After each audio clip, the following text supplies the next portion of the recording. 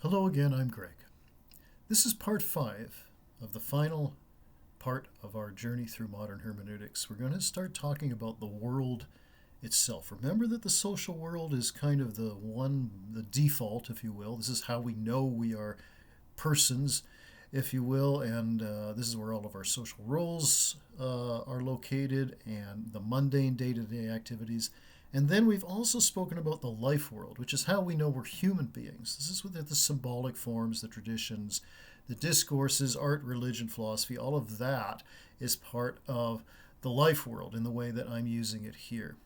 But there's a third aspect to world, which we haven't yet encountered. We've sort of talked about it a little bit.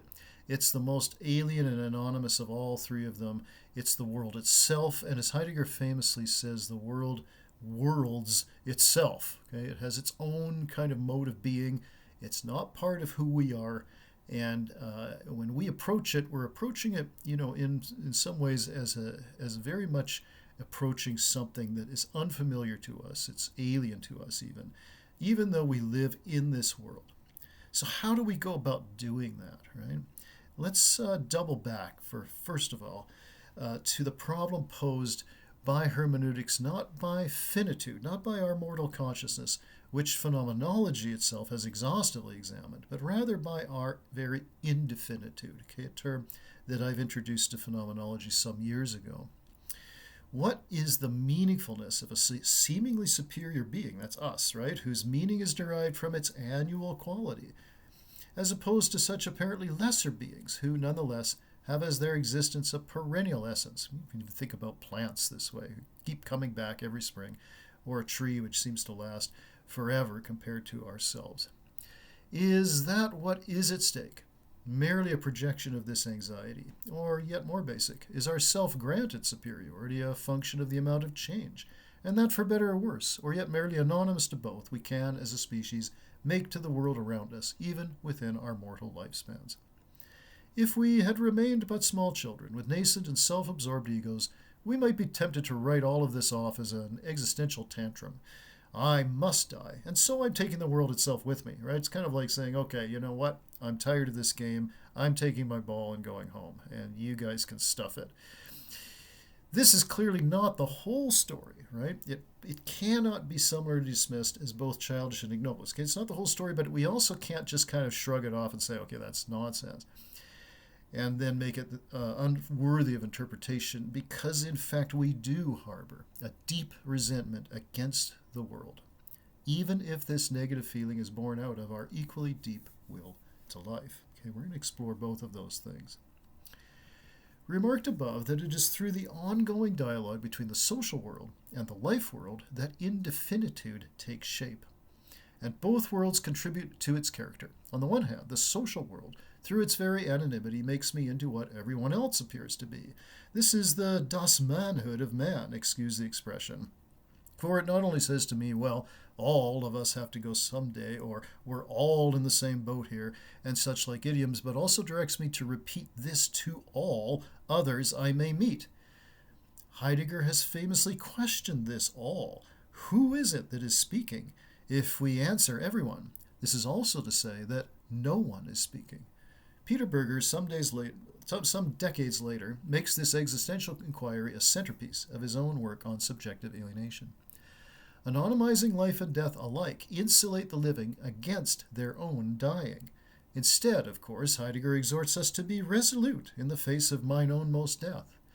Yet all of this trends back into a discussion of the phenomenology of finitude once again, which was precisely what we just said we weren't going to do here. So what should we do? We're going to try to knowingly and with purpose to begin to use dialogic interpretation to understand our encounter with the world itself. First, as we've just noted, the social world embraces us with neither our invitation nor our longer-term consent. We are enveloped in its folds and enthralled to its forces. Even so, within it we find the first sign of a working hermeneutics, one that has, according to Gadamer, attained an effective historical consciousness. Another one of Gadamer's famous phrases. With regard to the social world, this form of consciousness must be limited, even if incipient. Officially, the social world is not the space of questions or interpretation. I should simply know what I'm about, and at all times, and All of us must shoulder our own weight, whether that be material, emotional, or mental. But there is that term, all again. Who is doing the work here? I must confront the tradition of what is customary and take ownership of the task, rather given to me by history, and only set out by sociality. Well, how do we do that then? I can begin to do so by asking, how have I found myself to be in this circumstance? I acknowledge its worldliness. It is, as I am, a part of social reality. This means, most importantly, that it can be changed. There is nothing about it that is of nature. We humans are generalists, and our shared instinct is to be able to adapt. This is how, for the past 7 million years or so, we have evolved and come to where we are today as a species. But I need, in the face of both the tradition and its social manifests, to ask the same question now of myself. How have I evolved, and where now am I headed? Anonymity, though a function of mass society and a mass-produced object world, has as its objection to life a rationale that it is protecting life over against death. But it fails to recognize, in so taking this position, that life and death are aspects of the same thing, and that is existence. Okay? Existence is the coin, and life and death are the sides of that same existential coin. Perhaps we might hedge a moment, at least at first.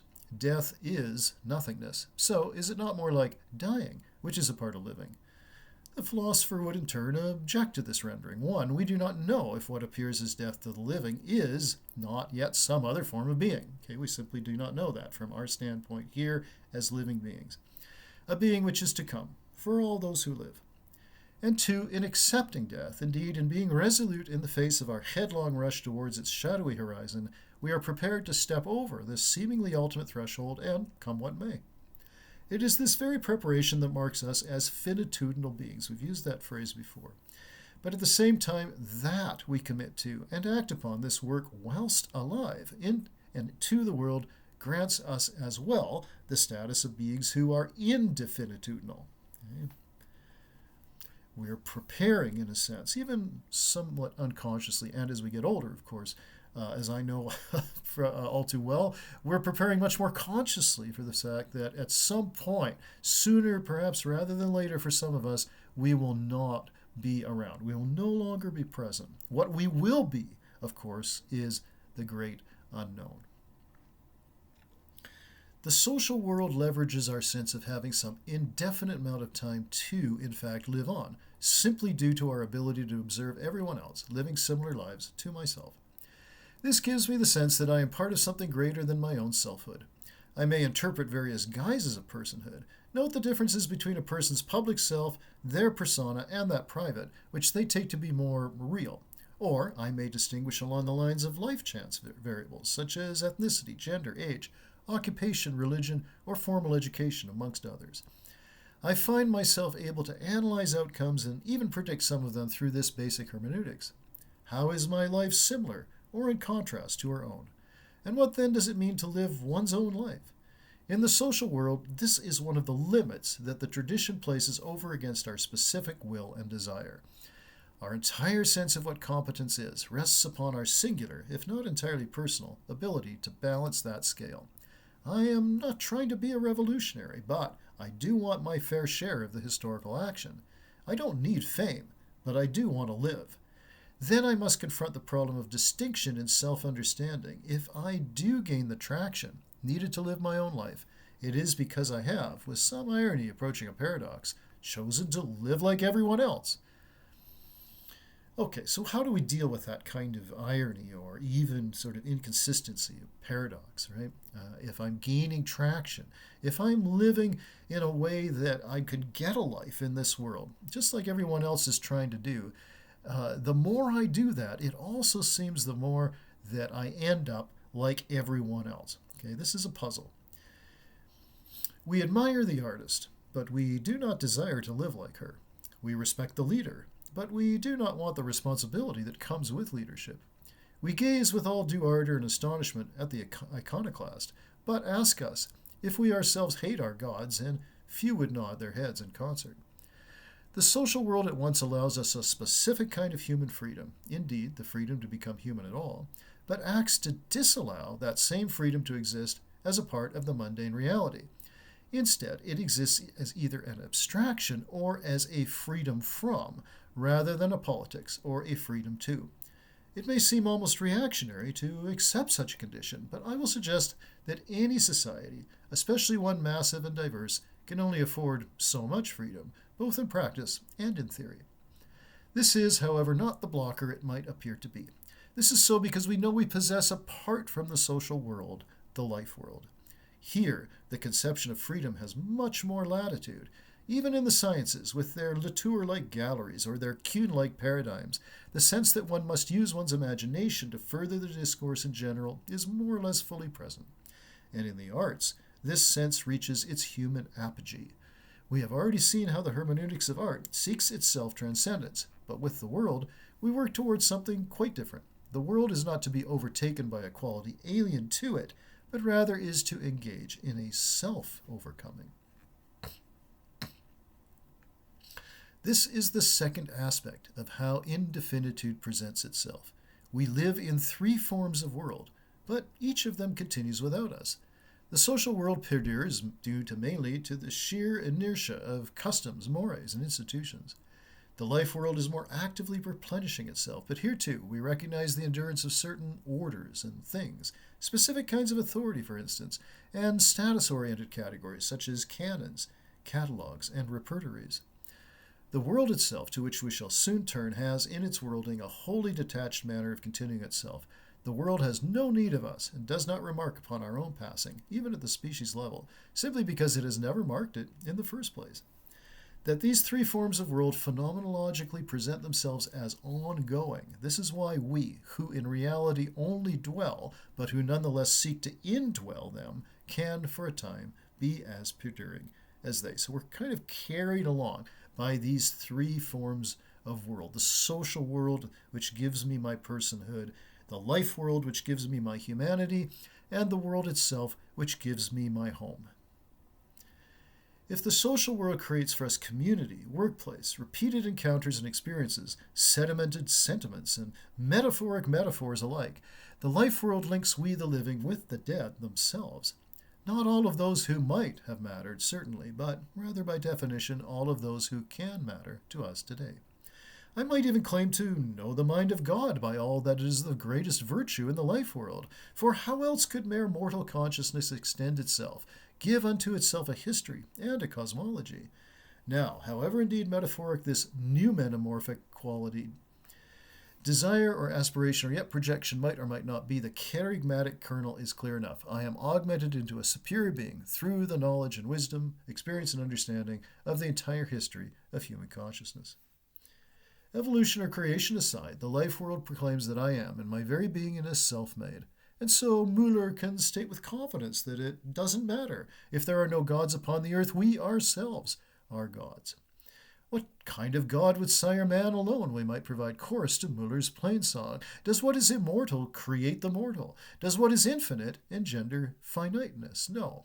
We do not merely dwell upon the world. We are very much that same world, through the sociality of one and the discursivity of the other.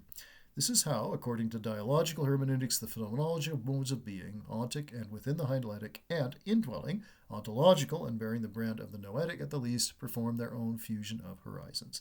This version of Gadamer's conception is actually the more important, if we remain phenomenologists, say, than that concerned with historical consciousness. But if we embrace the more hermeneutic stance and sensibility, we find ourselves heeding the Gadamerian line, that I must come to terms with living in a history which controls my destiny and yet permits my unique consciousness thereof. Okay? This is different from, say your average science fiction or fantasy fare where there's some kind of evil villain who's lording over everything, the big boss, if you will, if you're a gamer.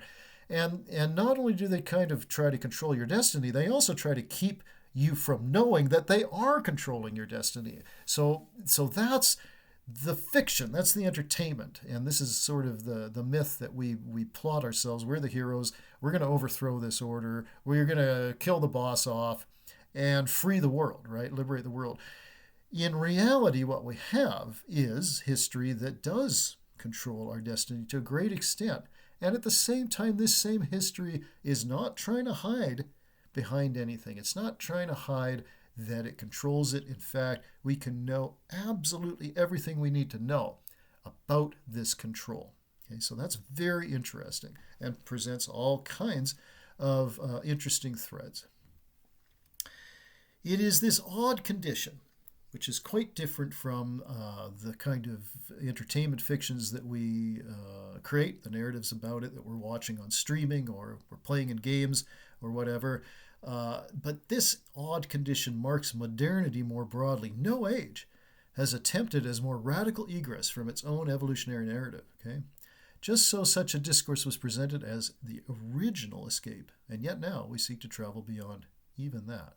To do so, we must forsake the comfort, however numb or no, of the social world, and as well loosen our grip upon the life world. If we are to understand more fully our human condition vis-a-vis the world itself, we have to come into a confrontation with a tradition which, for once, is not actually our own.